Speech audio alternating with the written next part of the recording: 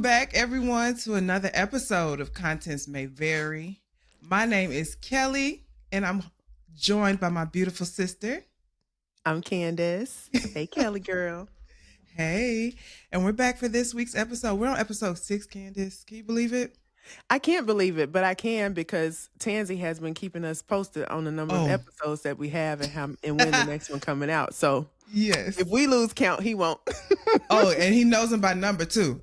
He said, I've watched 105 twice now. I've watched it 3 times now. Oh, I'm on episode 104. I'm watching it again, y'all. I just love listening to y'all talk. Yeah. I think he got excited when I just talked. He texted me earlier and I told him I was getting ready to sit down with you to record some more. He's like, I just love seeing y'all laugh and talk together. Oh, I I didn't love watch that. episode 5. I love that. I love him. Well, welcome back, everyone. Thank you for joining us again. This week we got some things to discuss. Week before last, we got to reunite in Memphis together in celebration of the life of our oldest brother, Mario. Although the occasion wasn't, the best circumstance, you wouldn't want to have to come together for a funeral, but we did, and we made the most of it. I definitely enjoyed coming down and spending time with y'all, the whole family, and it was a time. A time was had. How you feeling, Candace? After funerals are always weird because that is a time that you get home and you see people you haven't seen in a very long time. And of course, every time you go home for a funeral, people are like, oh, we got to do this without being a funeral, whatever. Not so much on the back side because we haven't had many occasions like that where we've had to come together for a funeral. But despite all of that, sometimes I found myself feeling conflicted because I was like, oh, I get to see Kelly. And being excited about seeing my mom and my daddy, Jean, seeing people who I knew were coming in town and I hadn't seen them in a while, even though the circumstances were what they were. I still felt, all this excitement to see them, given the occasion. But it's definitely weird. Definitely weird.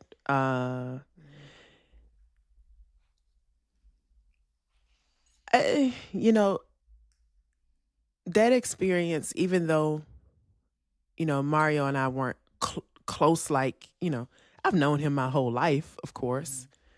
And we've had the relationship that we had. It's just because I've been away from home for so many years and, the dynamics of how we grew up and, of course, age. He's 15 years older than me. So he was, an adult by the time I got old enough to know him. It's still a sibling and you're burying a sibling. And that is such a weird thing because no matter how much you know intellectually that death is a part of life, I had not even contemplated sibling passing. I contemplate and prepare myself over and over again for parents and aunts and uncles and all of that, but had never even arrived to the point of contemplating a sibling. And I found myself being concerned a lot with Dad and how he was feeling because I could not fathom what it's like to bury a child. I was wondering though, Kelly, for you, because you hadn't met Mario. And so your first time meeting or seeing him was at the viewing, essentially. How was that for you? The viewing specifically, it was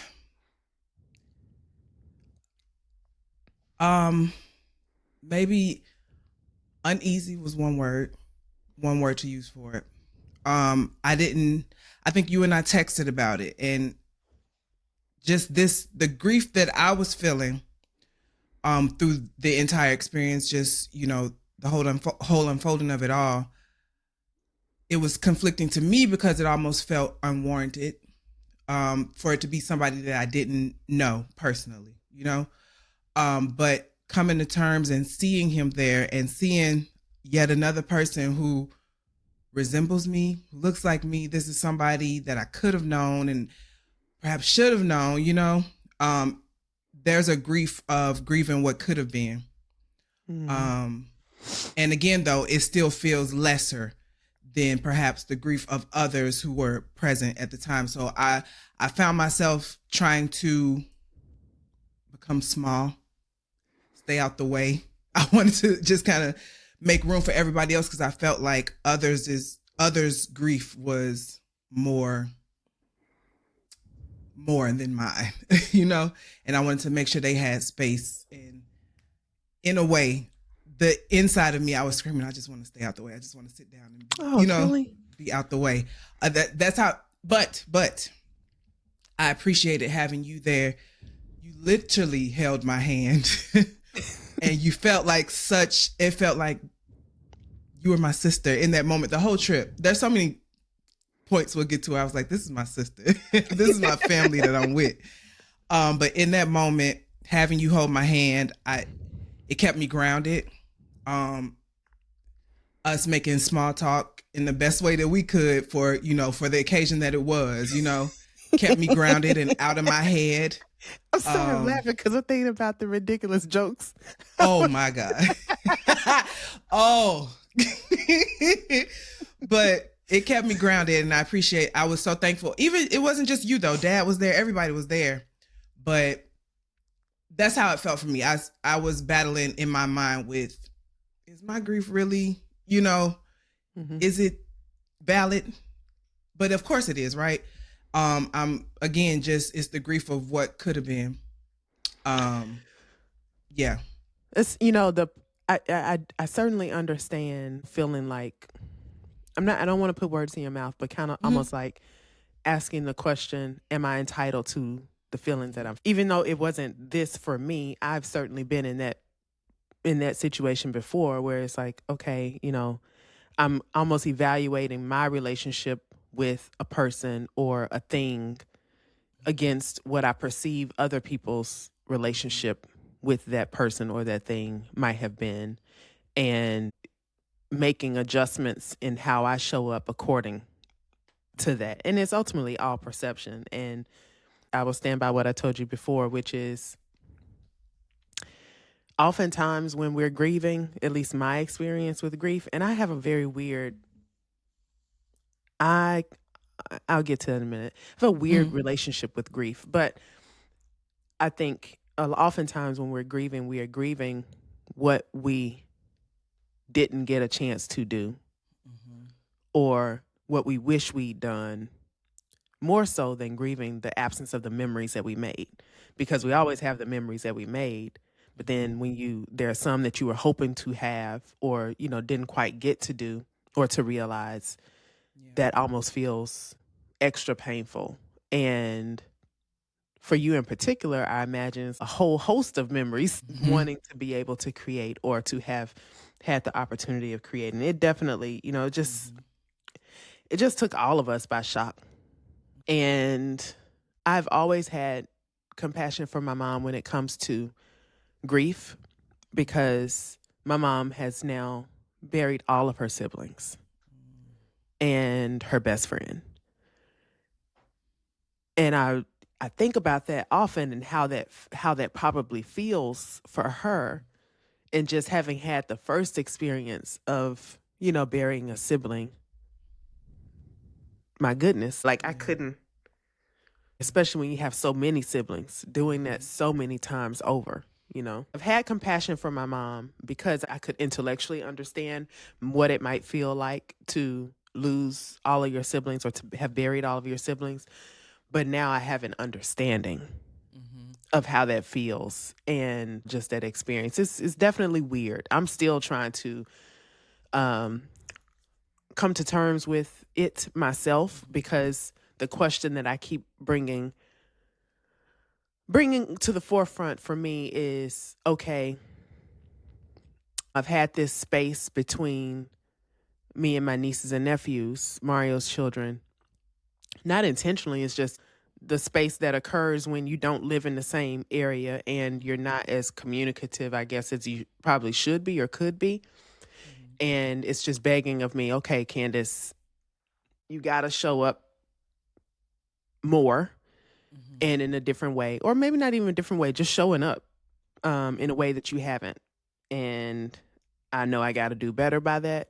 And I'm going to commit to doing better by that because I don't want them to lose that connection to, especially the back side of the family as a result. And I know it's easy for those things to happen when people pass away.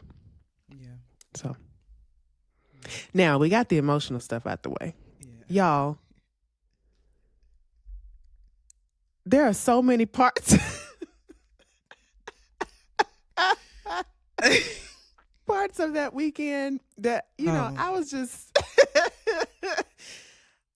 man. Can I say it? I fingered some fries the other day. Say I fingered me some fries the other day.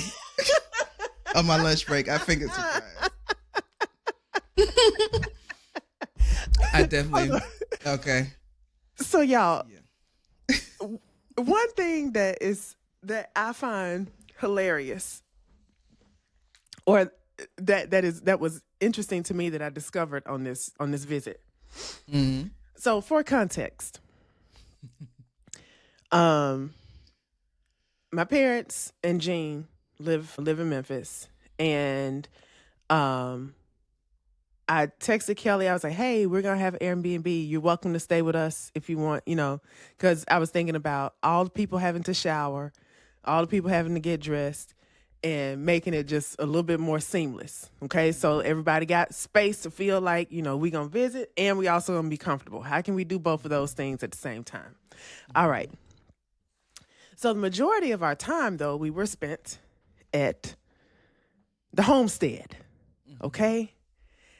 And it was already apparent to me that Jean and I have a similar sense of humor. And my kids and I have a similar sense of humor. And then Kelly arrives. I know Daddy felt like everybody was ganging up on him. Am I being bullied here? Because Jean ain't letting shit slide on a regular day. And when we're together, we definitely don't let stuff slide. We just be like, you know what you just say. That choice of words. Daddy said, we were talking about when you go to a drive-thru or something and you get in the bag, and Daddy was like, yeah, I be fingering them fries. I finger fried too. I finger me a fried too. What? And they just kept talking. I'm gonna need you to say that a different way. Reel that back in. Let's not skip over that. You can't say that like that. It was a whole moment. And he's just sitting there like, what? I don't get it. I don't know what y'all talking about. Oh, it was so funny. And even at the funeral, bless it, the pastor said some things, and we were like, is he quoting TikTok? Oh, bless it. Y'all, in one sermon, he said, okay, OMW, on my way. Okay, that's not TikTok, that's lingo. I'm going to take my L. I'm going to take my L. And he had a prop, an actual literal L from the church sign. Okay. This is at the funeral, y'all. He also said, what did he say? Standing on business. Mm-hmm. Okay. I was big mad. Big mad. Mm-hmm. My goodness. I was just like, how many cliches we gonna use today?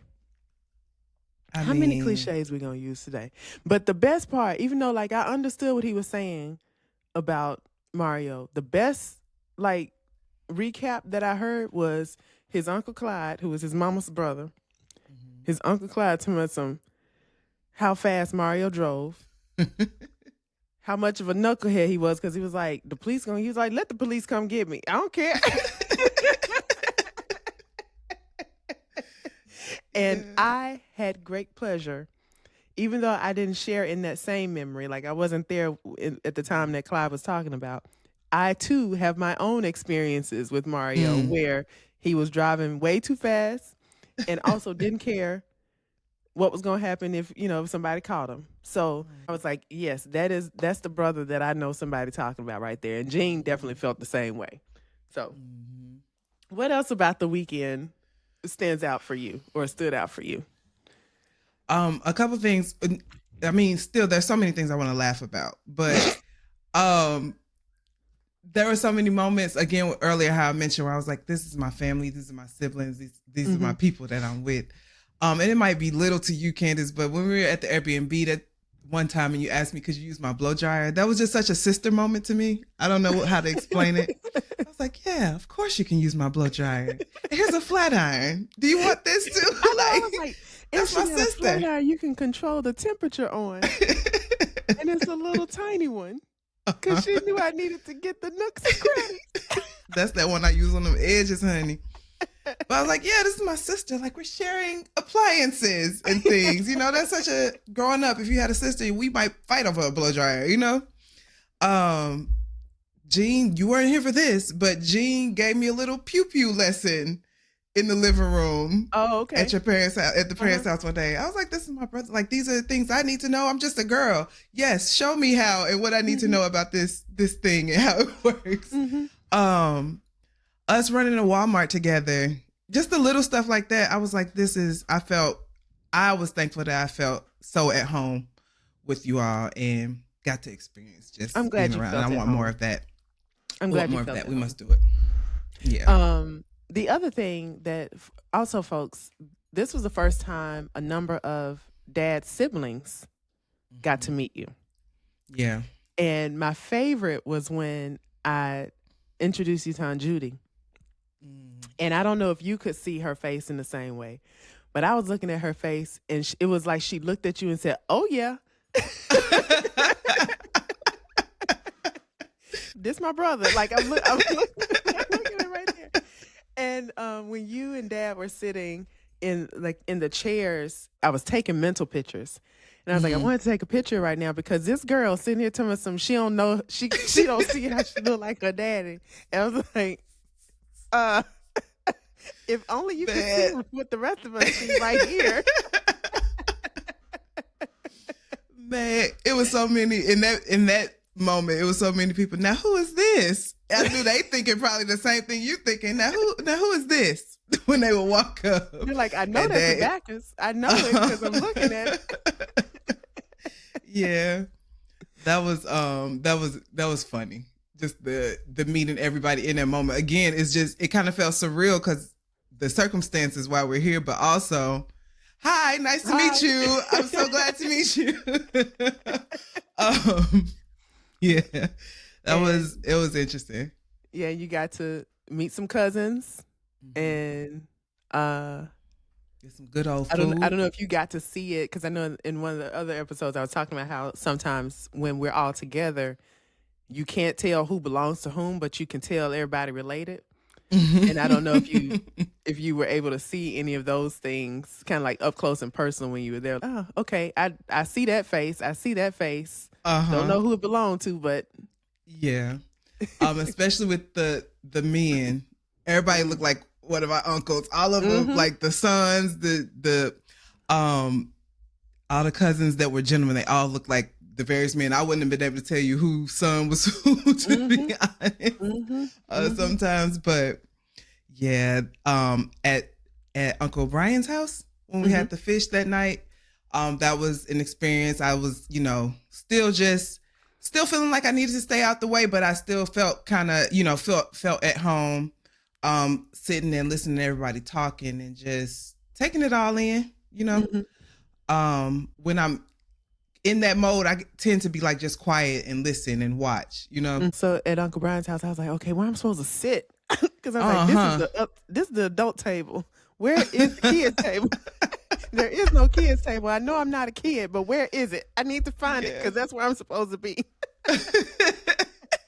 Like all the grown people right here, and I'm not a grown person yet, according to that. Girl, but that food was good. We had catfish and spaghetti, y'all. Yes. Don't come for us. We had our spaghetti and our fish and salad. Yes. I texted all the aunties that were in the kitchen what was it? It had to have been maybe the Tuesday after I got back. I was like, can somebody please tell me how you made that salad? I felt so simple because I'm like, it's just a salad. It's just like some lettuce and some tomatoes and stuff. But it was something in that dressing.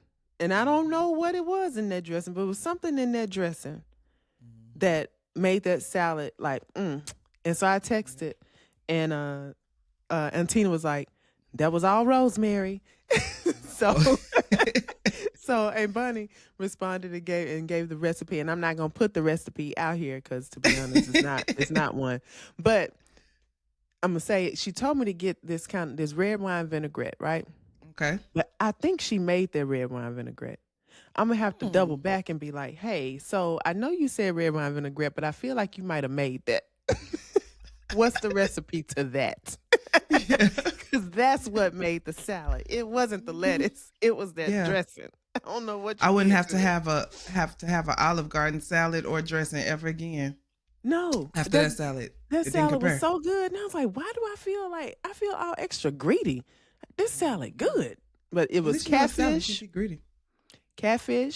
spaghetti, bread, salad. I think it might have been some coleslaw there too.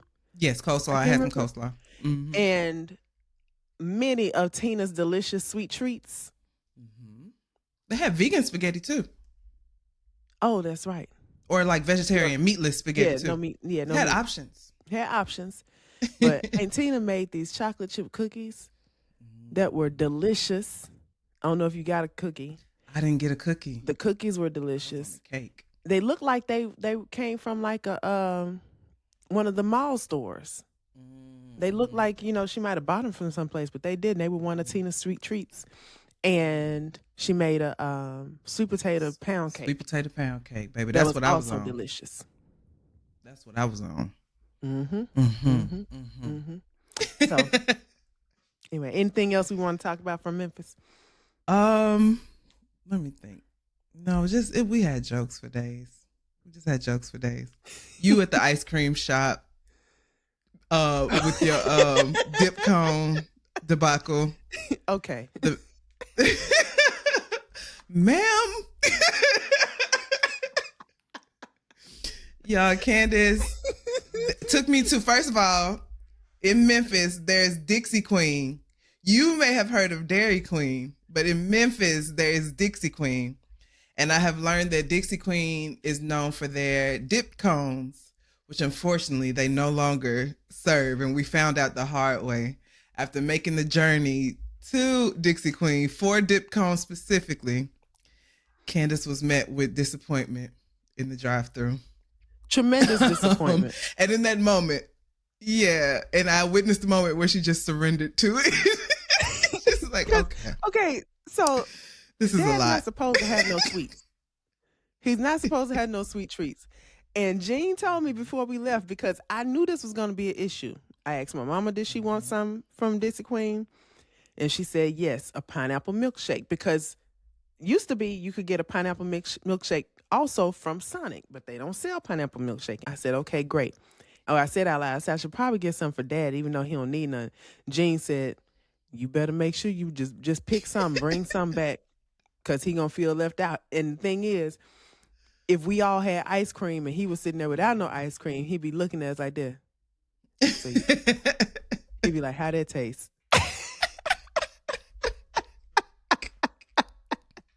Is it, what you got on it?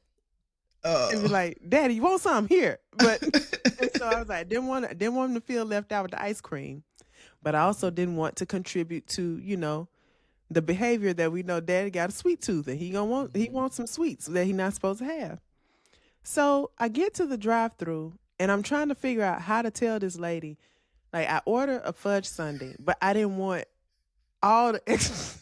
I forgot about this part. I'm still thinking about you and the dip cone not existing anymore. I forgot all about this part. I didn't want all of the extra stuff on the side, like just a little bit of the chocolate syrup, okay? And I didn't realize it came with a brownie. If I'd known that, I would have said no brownie. But I said, well, just half of the fudge. And she was like, what you mean half? You was like, whatever, however much y'all put on there, less. Yes, but before I said that, because I could tell she was kind of like, "What the hell is she talking about?" I said, "See, my dad."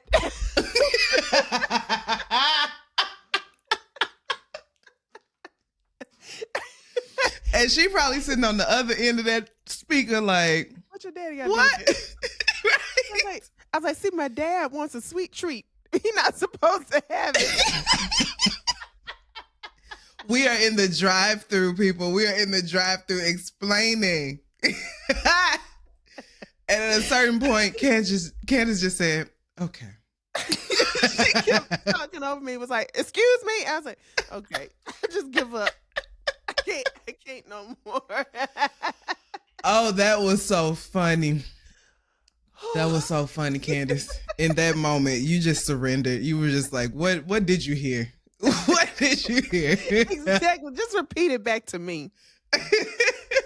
Let me correct it. Because at this point, and I'm going to get frustrated. I was already frustrated. That's why I said, okay. Because that dip cone, which they have the ingredients for, it was no longer available. How do you have You have cones, the fudge, you have ice cream and fudge, but you can't. Yeah.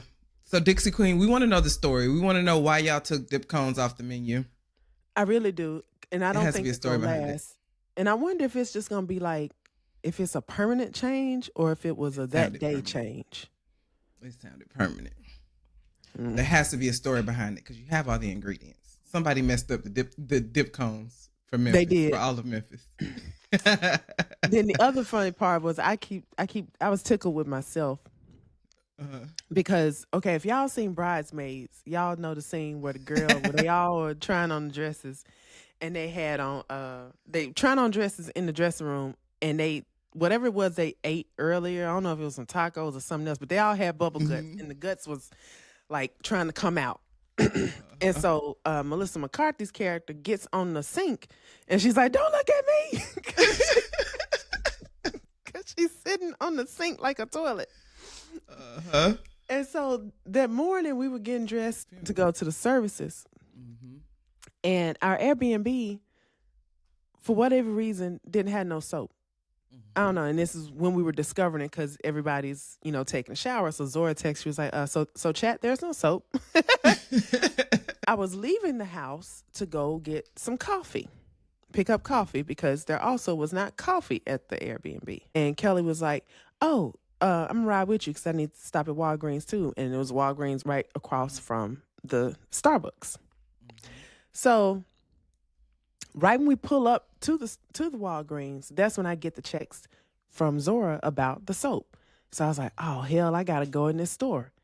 Because it was just supposed to be me going in. Exactly. Because I was the only one prepared. Was not dressed or prepared to go into anybody's store. I don't know that I didn't have on a head wrap, but my hair was pinned up. But what I did have on was my house dress. Your house dress.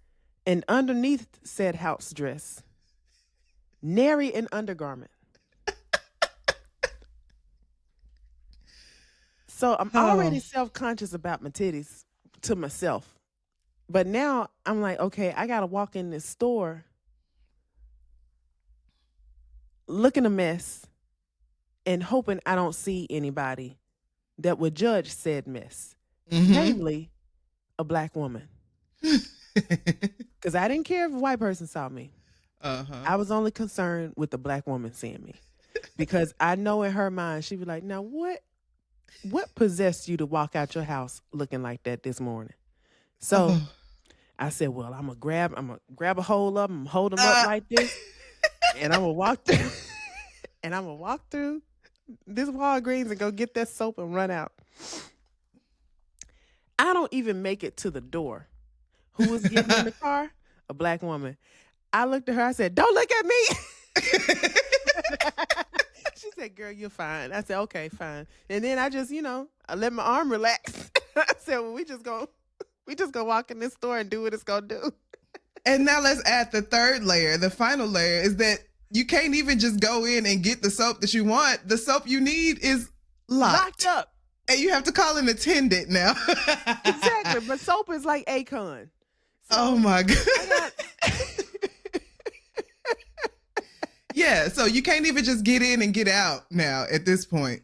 So I called an attendant. She comes to open up the thing so I can get my little soap out, right? And so at this point, I'm committed to it. Look, you see all the things up underneath this little house dress. You can tell we're making a quick run, that we're trying to get some things in order before we get ourselves prepared. So I was satisfied with it. Then we get to the counter, the register, and the man working behind the register looked like he eating pirate's booty and kicks at 8:15 in the morning. On the styrofoam plate, not in On the bowl. Styrofoam plate. What are we doing? Walgreens was just a mess that day. And a regular person would let it be. But no, I have to say something. What you eating, kicks? Yeah, what you eating back there? And he was so tickled by it. He was so tickled. He was a trooper about it. He was. But I was like, well, I can cross it off my bucket list. Went into the store. Not only, I mean, if he want to talk about folks walking in the stores with bonnets on, I put the bonnet conversation to shame. I had them platypus clips, whatever they call them, the metal clips. House dress. Probably still has some just loose. We in there just loose. Slanging and slapping, as my friend Christy would say. Yes, just in there loose. Man. So many things. I think our whole that tracks for this episode is that, we can, because the whole weekend was an absolute, it was a sitcom. Yep. With not just 2 characters, but 5. Me, you, Jean, Ellis, and Zora. Yes. Because Ellis with Bohanglis. He really just came out of left field with that. We all in the car next thing. Bohanglis. Oh, what? Go to Bohanglis. He said it with the accent too. It was perfect, yeah. We was a show, honey. We was a show. Oh, goodness. But that did my heart some good. Despite the circumstances. I was like, this was great. I was like, got to spend time with y'all. And I know Gene, he wouldn't admit it, but he be in his feelings. And I know he was like, y'all got to come back now. You got to come back more often. And I know he didn't want us to leave. He's right. He didn't want us to leave. He didn't. And he be sensitive. I know it. You know it. He know it too. So, but it was really great to see you. I'm glad that you were able to be there, and that we were all able to be there for Dad. Yep. Same here. Yep. So this episode, what are we talking about? Oh, we're talking about body image, early childhood, forming your self-image, and just maybe some weird or not so weird stories surrounding that. But getting into, just how you shaped your view and your image of yourself growing up. So I just want to know, I'm just going to look. I saw it and I was like, this can't really be real. So I'm just going to say the thing. Kelly, were you really born with 2 front teeth? Yes. It is I was born with 2 teeth in my mouth. There's a whole thing behind it. My mom tells me the story of it. So it starts with my mom loved talking about people. And she always has. And my grandmother, when my mom was pregnant, would tell her, girl, you better stop talking about people. You're going to mark that baby. So she was already going into it with that in the back of her mind. And my mom had a C-section. I was born via C-section. So, they got the curtain up. Okay. You can't see. And the doctors are telling you hear the whine, the crying and whatever. So she remembers the doctors congratulating her and saying she's here. And so she immediately goes into, okay, does she have all her fingers? Does she have hair? All this stuff. And the doctor's like, yeah. And she was still, she said at this point, she was still afraid to open her eyes or even to look. She's still asking all these questions like, okay, but what, what's going on? She said the doctors, they said, okay, well, ask about her teeth. And she said What? she immediately fainted. She said she passed out. Like, because what do you mean ask about her teeth? Is that a question when the baby is born? She said she fainted immediately. And when she came back to, she said, did you say she had teeth? And they said, yeah, she said she fainted again. And she said, well, when she came back to, she was asking them, is it normal? They said it's not necessarily normal, but they said it is very strange that she has two. So yeah, I came out with two teeth, and my mom's primary physician pretty much cussed them out because I had to be put in ICU because they pulled the teeth immediately. Oh, and because wow. I'm a child, I guess, a baby, they can't administer any type of Oh my goodness. anesthesia or anything like that. So it sent me into like shock, and I was in ICU, in NICU for a little while. Yeah. So Wait, her doctor what? had a fit about that. Yeah. They pulled my teeth. Yep. Okay, so were these? Oh wow. Okay, so Yeah. were these teeth were they expected to? Were they essentially your baby teeth that would come out, or did you essentially have 3 cycles of teeth? I had 3 cycles of teeth. Yeah, these are like some kind of shell teeth. They weren't like, I don't know how to explain it, but I have enough theories. to cause pain when they pulled them. Exactly. Who was your Because mama I still talking end about? up, Exactly. Who was she somebody talking about? mouth. Somebody mouth. Apparently. That was the shocker for her.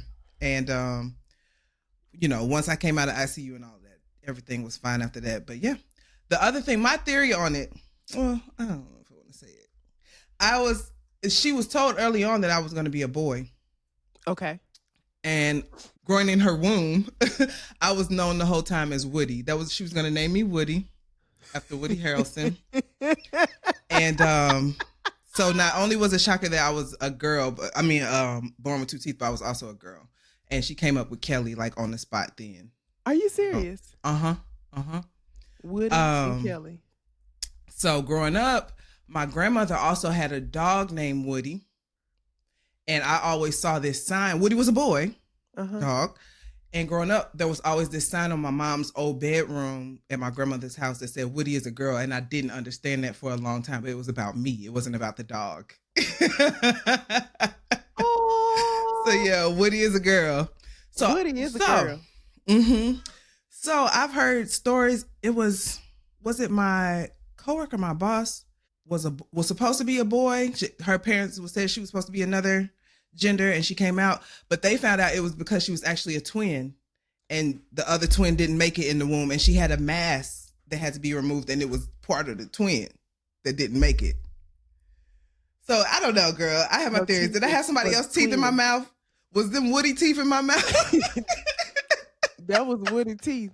I don't know. It's just a wild theory, but so many things surrounding my birth that have those they saw a boy stories. somewhere.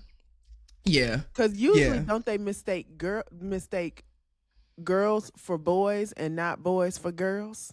I think so. Yeah, Woody was there. Woody was there somewhere. He was there. It might have been his teeth. Might have been Woody teeth, because I still had I had my whole 2 rounds of teeth. But yeah, Miss Kim, I empathize with you about talking about people, because I too have a similar affliction. And there was so in this area, not so much anymore, but there was a period of time where there would be people standing on the corner, and they had they had deformities in their legs that would cause them to look like they were very extremely bow-legged, and their feet would be turned out to the side, like almost like that. You try to keep yourself from laughing, ain't you? And so they had the crutches or whatever things. They would have the arm crutches, the ones that like had the brace on your forearm or whatever, and they walk. And so it was, walking like this, and the leg would always be, like kind of turned out a little bit. And so one day I was pregnant with Zora. I was driving home from work, and I saw another person on the corner, and they, panhandling. Saw them on the corner, and it was a similar situation. Legs, bow leg, feet turned out. And and they had a Popeye's cup. That's the cup that they were using to collect the change and money. And at the same time that I saw this person, Drink and Two Step came on the radio.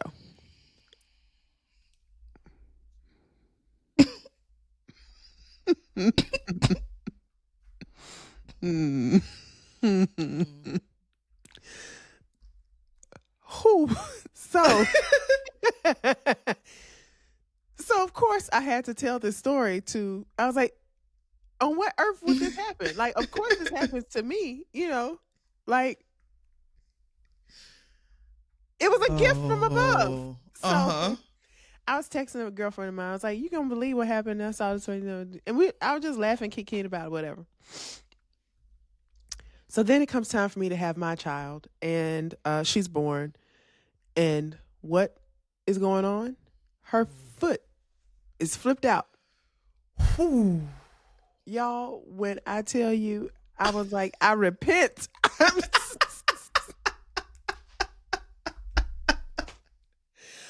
I was like, Lord, I'm not going to talk about nobody no more. I mean, of course, I didn't keep that promise, but I was like, I'm not going to talk about nobody no more. I called the orthopedist immediately.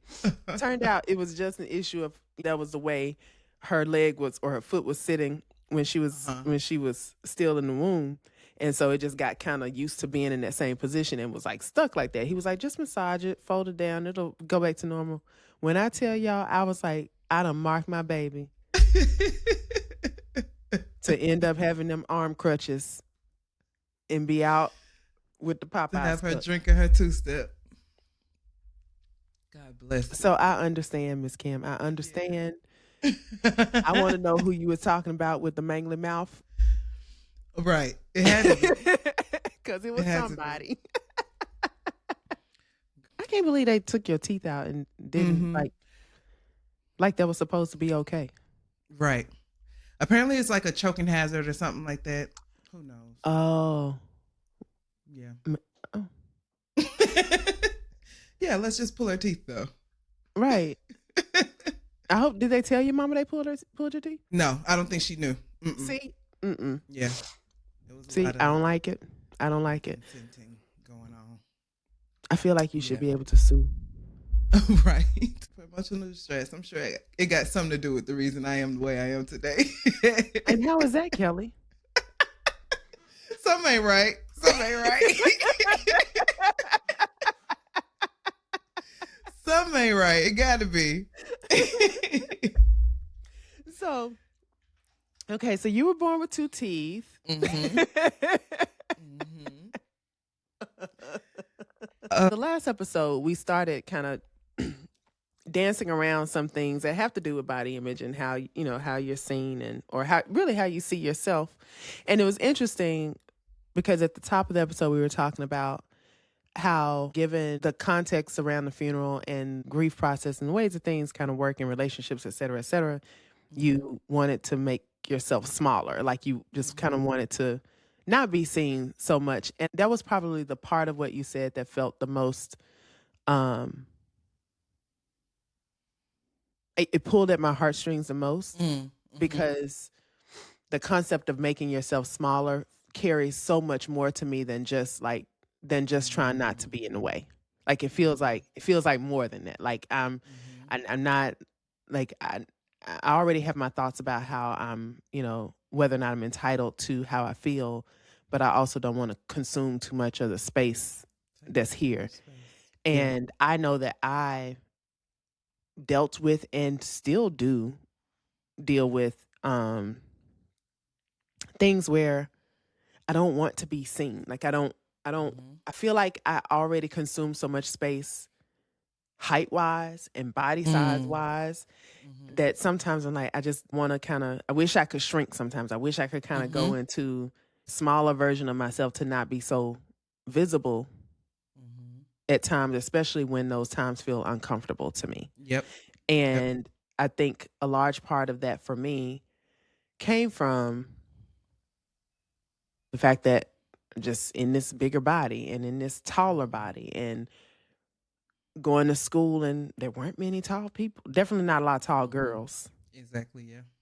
And wasn't even a lot of tall boys, really. And then you add on top of that the stuff that they kept calling baby fat. And I was like, I don't know if this is really baby fat.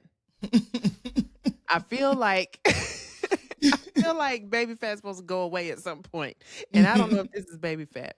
But yet and still, when I think back to those times, I was like, man, I wish I was that size. Girl, I would do anything for that body that I had. Like, I wish I was that size. I remember, you know, it was just, I don't know, so many things wrapped up for me and how I see myself. And I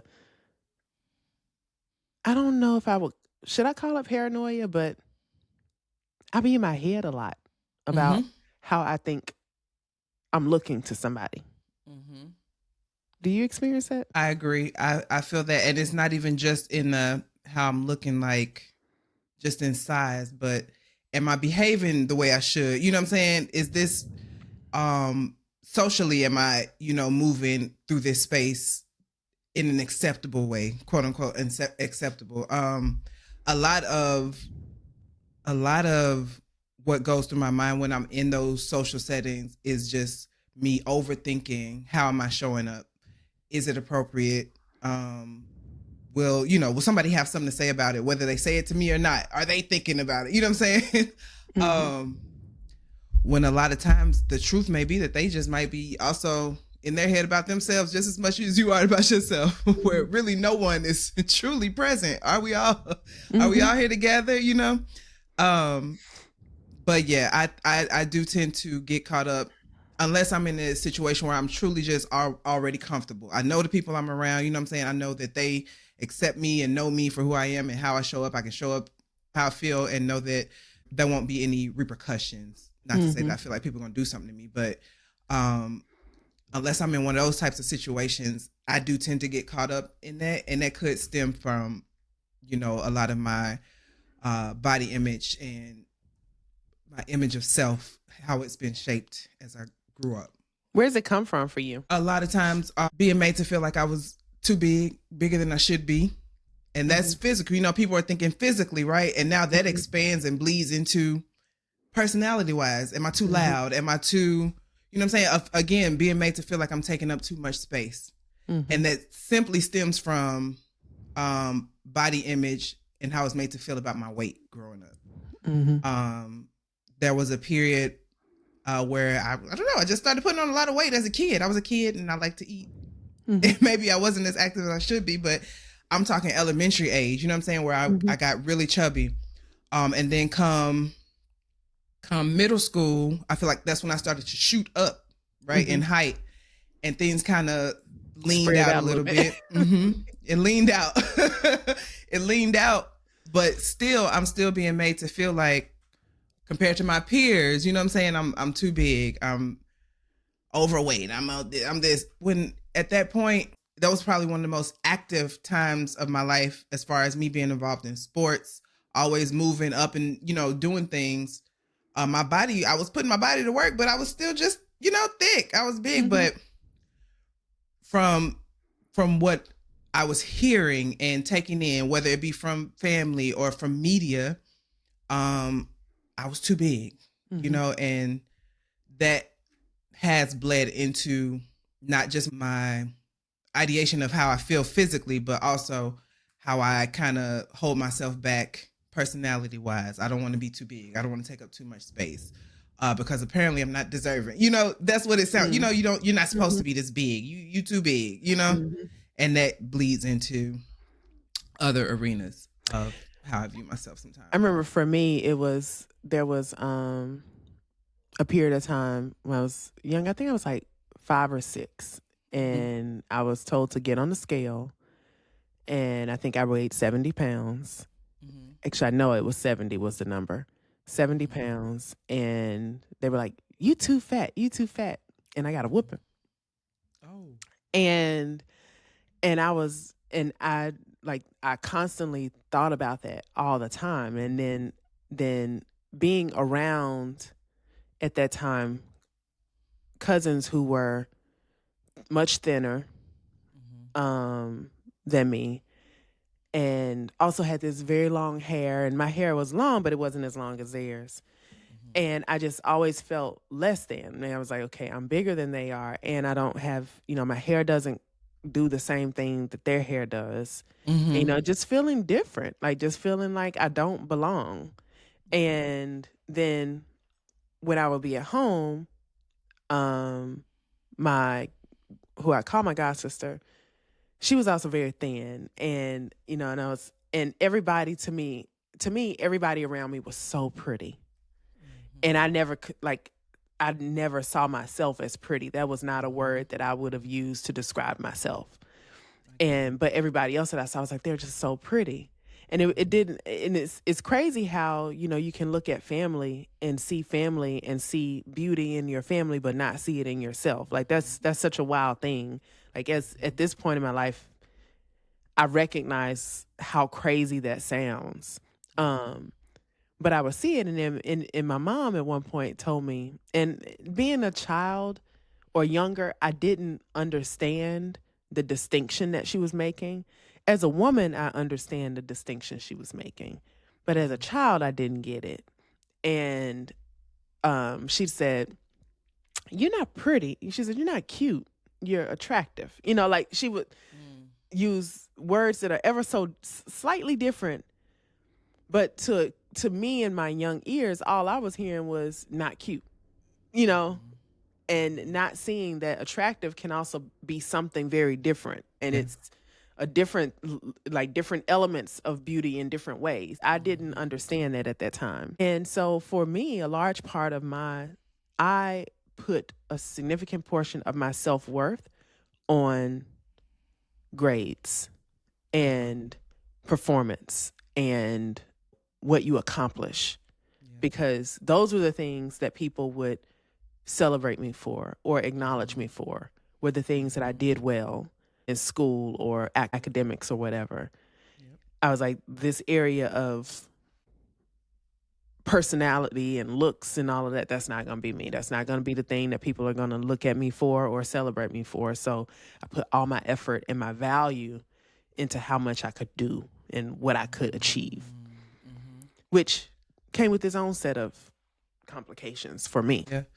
When you're putting that sense of worth or into that, now you're creating some pressure on some things that are kind of out of your control sometimes, grades and schooling and all of that. It's not always up to you. So yeah, that would come with its own set of troubles as well. I can get that. I can relate to that. One of the things that also I think contributed to my early body image was the ability to dress, or not so much. Like I always wanted to dress like my friends and keep up with the trends, but honey, it wasn't always my size. And that would sometimes make me feel lesser than. I want to wear with the cute cargo shorts, but my mama got to take me to the men's side of Old Navy to get some cargo shorts that fit me like that. You know what I'm saying? Girl, and at least by the time you came, you got to be a teenager or a preteen, they had Old Navy. I didn't have no Old Navy. Yeah. We had pennies. JC Penney's and Sears. I tore that catalog up. But the junior section was not junior. It didn't junior didn't fit like the way it was supposed to fit.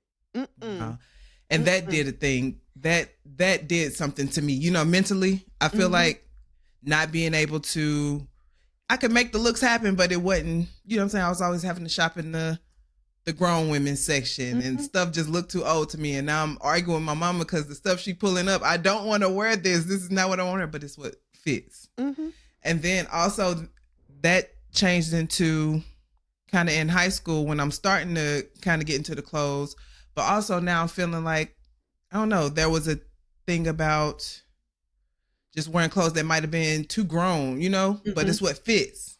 Mm-hmm. I don't know. Because I can't. that's what's in your size. Yeah. Was older lady clothes. Yeah. um. So a lot of my body image stemmed from troubles with wardrobe growing up too, or just not being able to wear what I wanted. Mm-hmm. Because Same for me, because I think actually I don't think I know that a large part of my tomboy aesthetic was really because the men's clothes are easier to shop in. Like I could get some jeans. I could put them on, and at that time, we're talking about early 90s, baggy clothes were the thing. You wear baggy clothes. You wear stuff that, don't quite fit. So my big brother's clothes were perfect. Or I could go to I think it was called J Riggins or something like that. And get rugby shirts, because rugby shirts were in style at that point. And I didn't have to worry about anything feeling too tight. And I didn't have to worry about me getting the biggest size in it, because I knew I wasn't a big man. So I could get stuff that was going to fit. And it would be, in the other part of this, not only are we talking about clothes that fit your waist and like fit your body, had to be long enough, because I also couldn't walk around with high waters. Because I wasn't gonna have nobody talking about you flooding. You walk around, all you showing is your ankles. Now, what all tall women wear? Pants showing the ankles. Like it's not even a big deal. They walk around and show their ankles all the time. And I'm like, y'all don't understand how much we had to go through as tall girls in the 90s, where tall clothes, one, were not a standard thing to have. And two, tall clothes in a bigger size that were cute. Oh, you asking too many criteria at that point. You asking for too much. Asking for way too much. We used to call them skeet. Your pants was skeet. You couldn't come to school with your pants skeet. I remember my mom used to have to, I don't know what the technical term is, but open up the seams on the bottom of my jeans sometimes to make them not flood like that. So many things. And then now you can get all your stuff at the click of a button. Filter, tall, long, inseam, whatever, plus size, get all the things. So I'm really happy that now it's not. I think if Zora were a plus size girly, I feel like I know she would have far more options than I had, and then even that you had when you were a teenager. So I'm happy to know that, the options for young girls are very different now than they were then.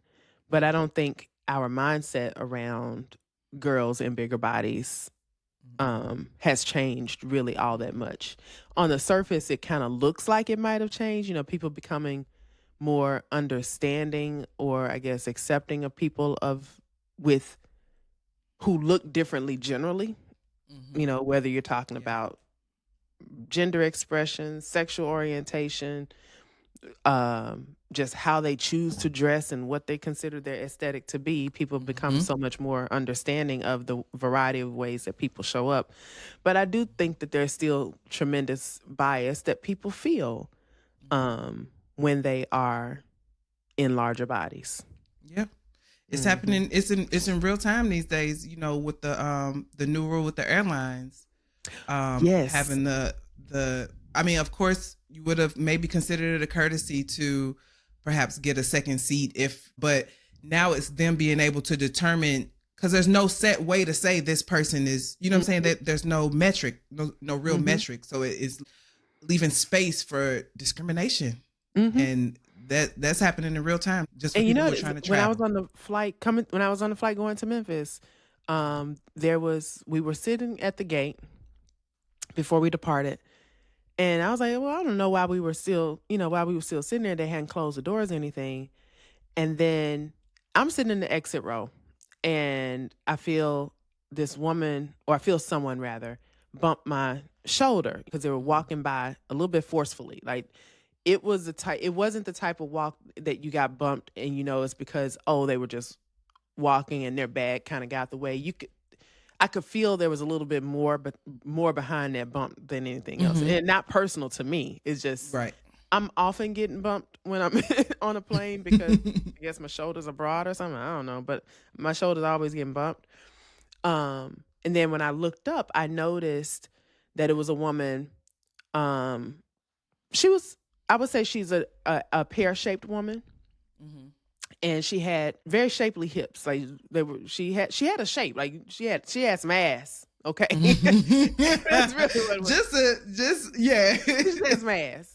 And I'm not gonna say that I actually, looked up, and if I looked up at her, I wouldn't have said, "Oh, that's a large woman." I just would be like, "Oh, she has some ass on her," Uh-huh. But she was getting off the plane, and it was because of the passenger of size or customer of size policy that Southwest has. And I don't know if you've had this experience where you see people who have hips, they're voluptuous and all that, but they got a little flat stomach, so they probably could wear a size 6 or 8 in the waist, but they probably got to wear a bigger size because they got a lot of something back there. Yep. I feel like this woman was in that similar category. Not as small as a 6 or 8 or anything like that, but she wasn't a large woman.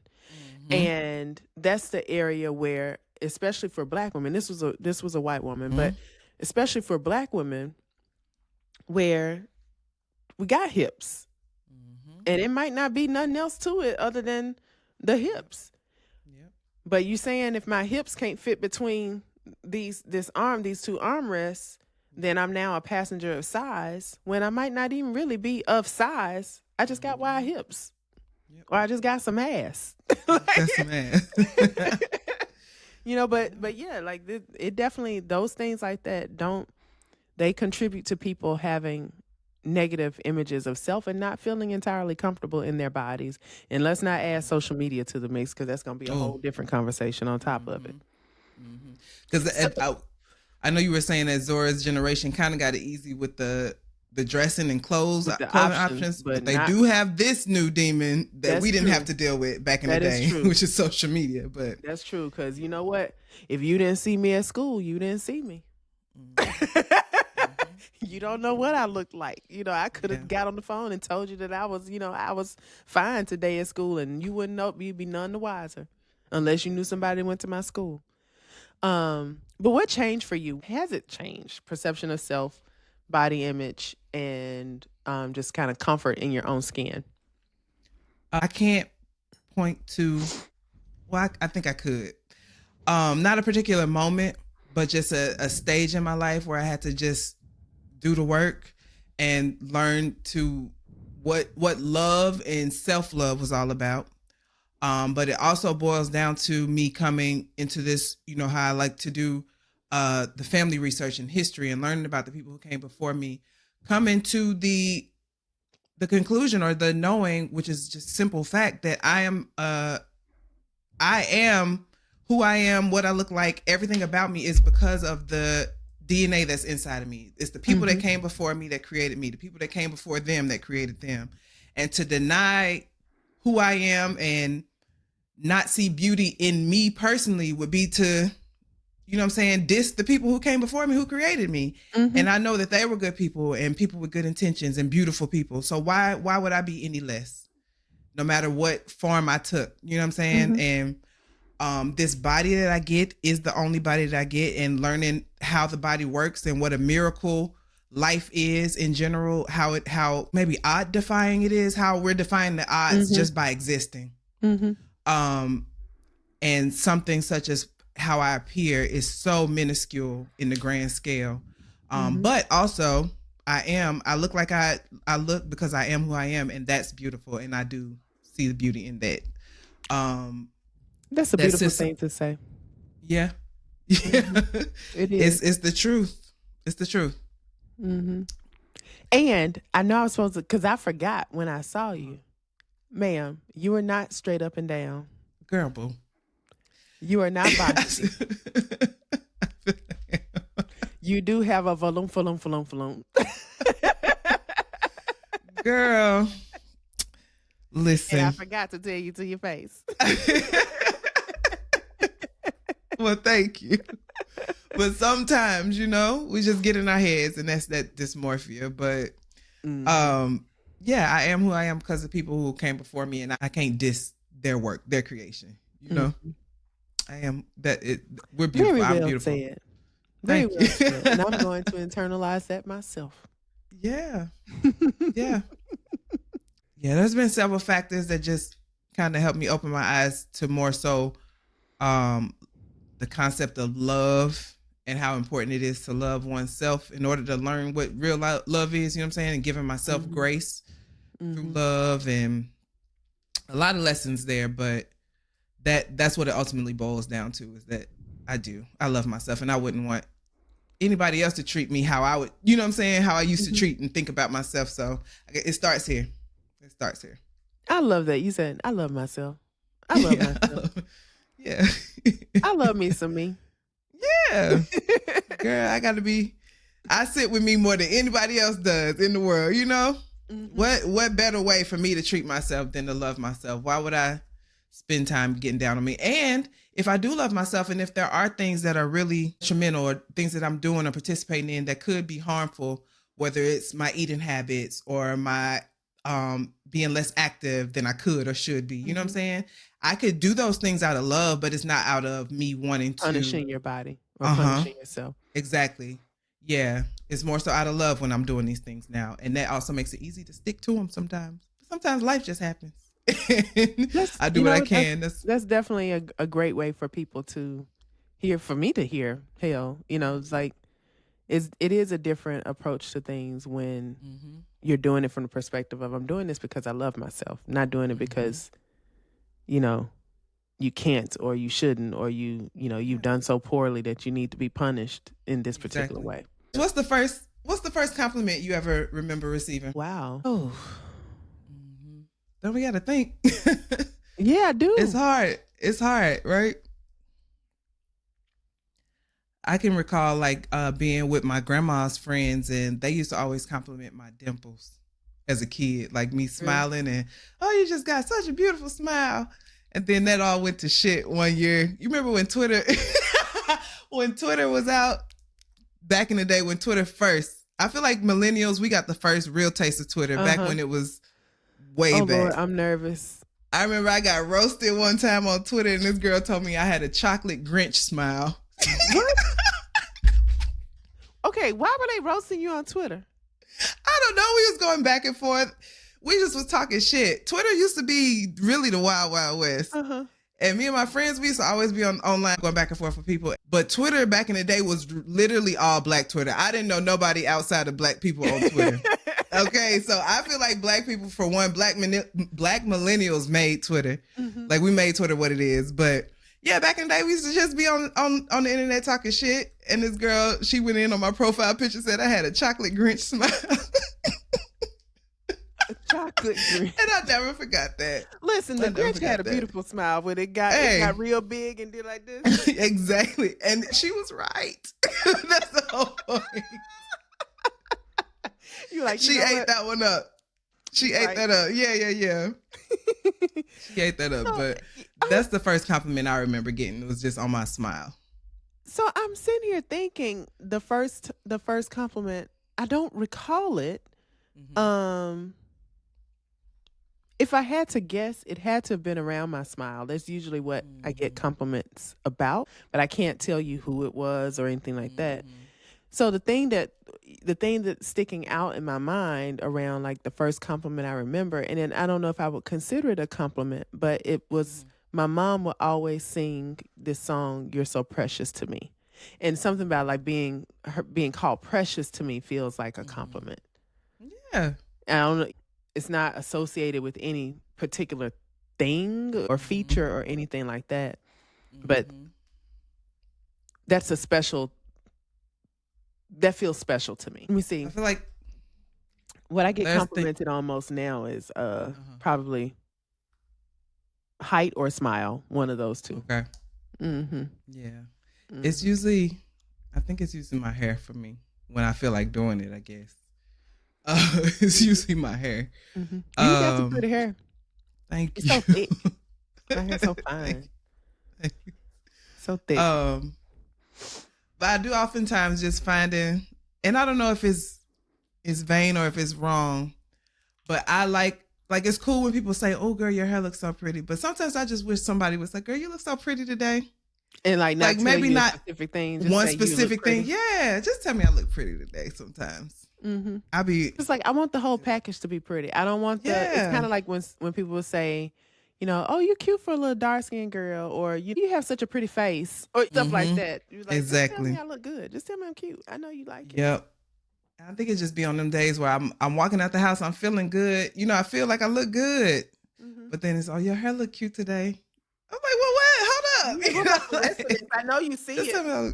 You So know what? That's gonna have to be oftentimes, your response one time. This is what I want you to do. Your challenge is next time somebody say, "Oh, your hair is cute," and you really feeling yourself that day, you're going to be like, "I know you see the rest of this." I'm gonna try it. I'm gonna try it. You know, get you a comeback and be prepared to say it. Because I don't care if I got to bully you into telling me I look good. I'm going to bully you into telling me I look good. Yep. So I find oftentimes when I'm complimenting people, I try to just say, "You look good today. You look good," and even I try not even to put the emphasis on the today. Because I don't even want you to think like any other day. I think you just ugly, you know. Like just try to say you look so good. Oh, you look cute. So I try Kelli, oftentimes. Are you too an overthinker? Oh, very much. Okay. Very much. Yeah. Very much. Yeah. I feel like I may have invented the it. one be like, well, why she say today? Yep, And the fact that you can anticipate it tells me that because you might have also thought the same thing. Absolutely. Absolutely. And I try to take into account other people's possible overthinking because I don't want you to read no shade in what I'm saying. I really just genuinely want to give you this compliment. Girl, yeah. I think a large part of my body image or perceptions of self influence, you know how I said I think the clothing options influence me kind of having the tomboy aesthetic or whatever. Mm-hmm.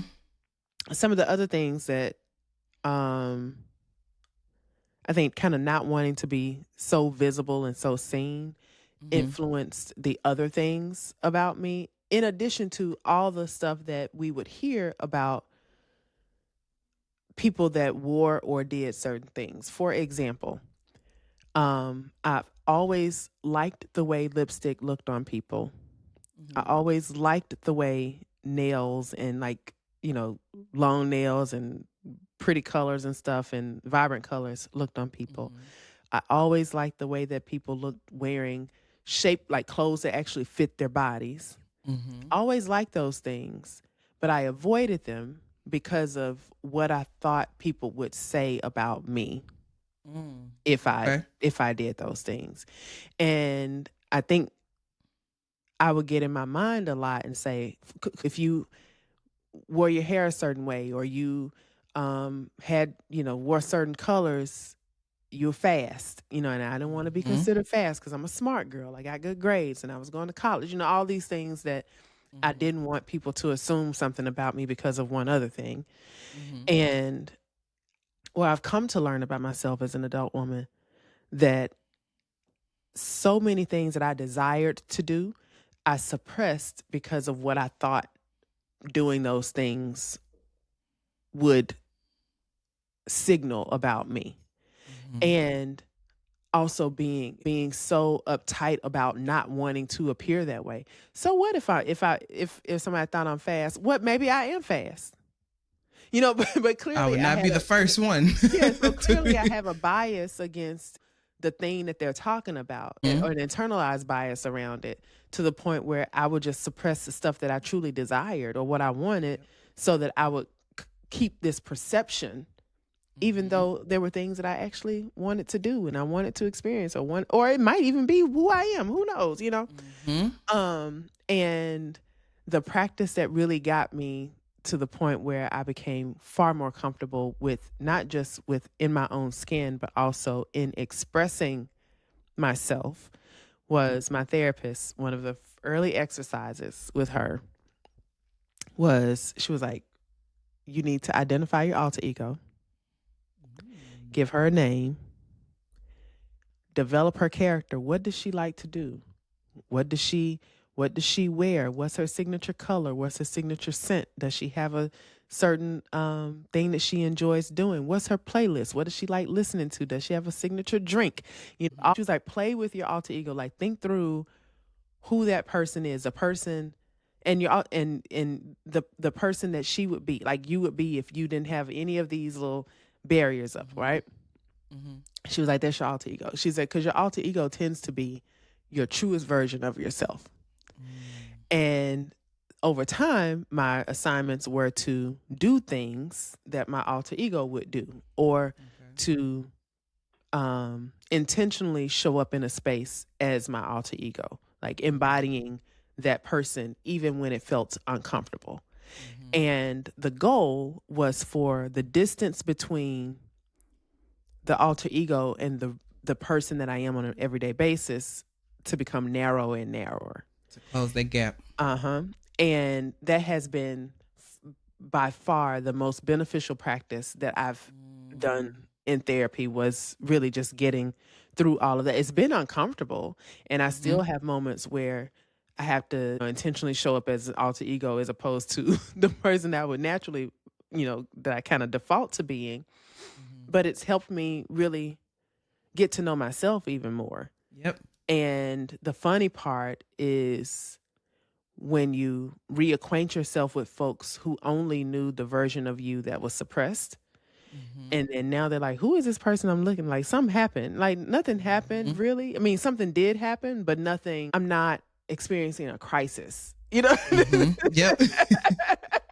Yeah. If anything, I was in crisis those other times and nobody said anything, because that was the person that was more palatable. That was a person that, was concerned with how you felt about what she thought, or concerned with that person was concerned more about you than she was about herself. That people pleasing aspect. Yeah. Yep. And so that's been, I think, the adventure of my 40s has been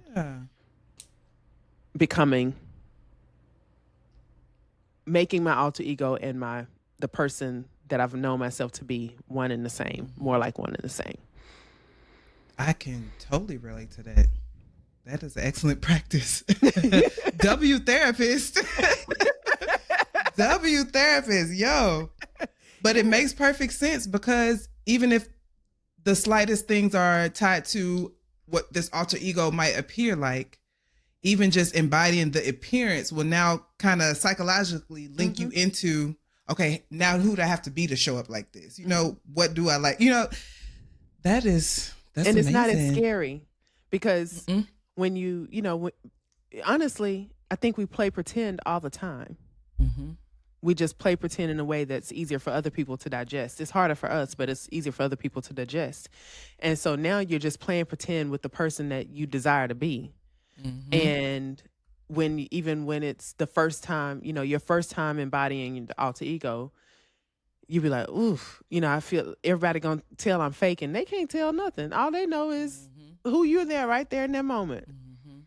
And then when you realize, oh, this is not hard. It's not hard to actually be who I want to be.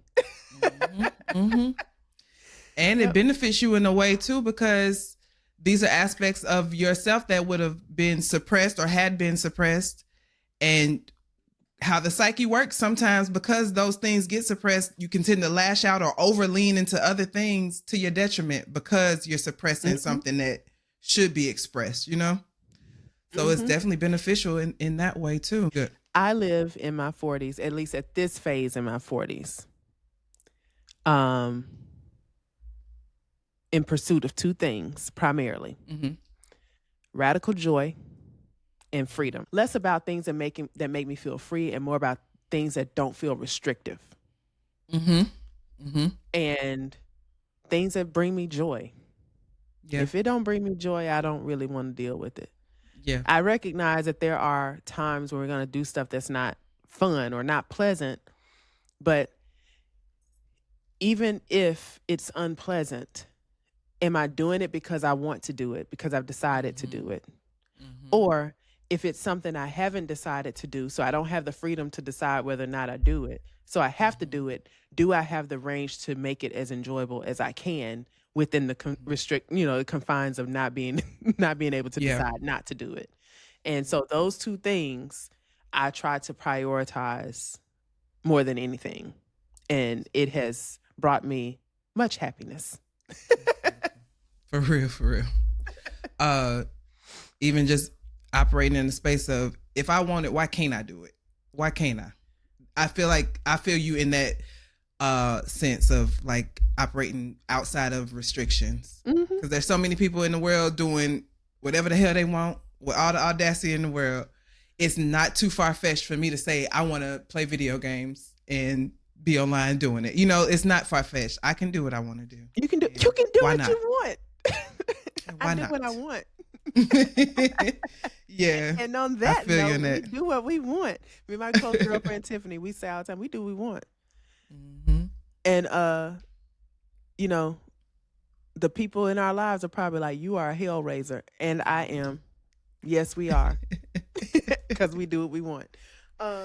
This week's episode, interestingly, the connection between wanting to make yourself small in the context of this, this larger family occurrence, still finding the beauty and the pleasant things in the sadness, and understanding how we come to think of ourselves. And we had these two very different experiences growing up, different people influencing how we thought of ourselves, but there are certain similarities in it that bring us to the point of showing up in this space the way that we're able to show up in this space. And I think my 2 cents on this is, I don't know that a Candace who was less assured would have been in the space to do these types of conversations out loud.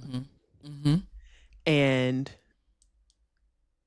I feel the same might be true for you.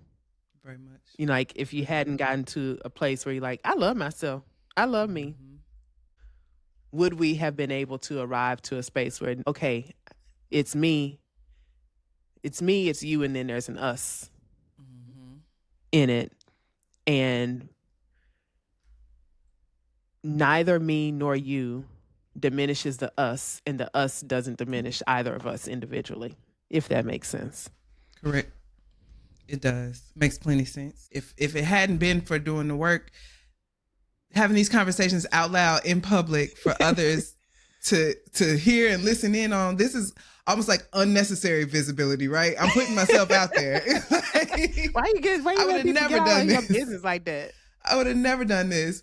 But also, in a way, it makes me even more comfortable to have the conversations with you. I don't know what it is about that, I feel like it's a great thing that we're having this conversation, but also doing it in this format, in this way, makes it even more comforting to me. I don't know why that is, though. I can't put a finger on it, but I don't either, if we were just to sit in the room and just to say, let's talk this out, I feel like, I